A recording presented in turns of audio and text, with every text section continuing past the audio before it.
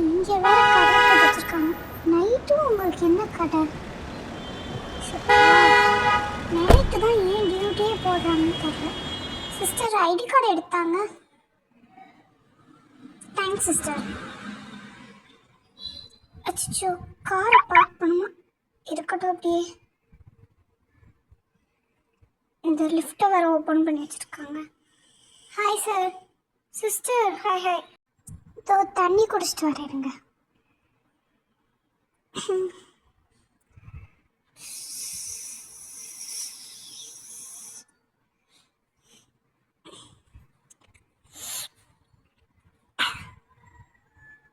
டஸ்ட்பினில் போட்டுருவோம்.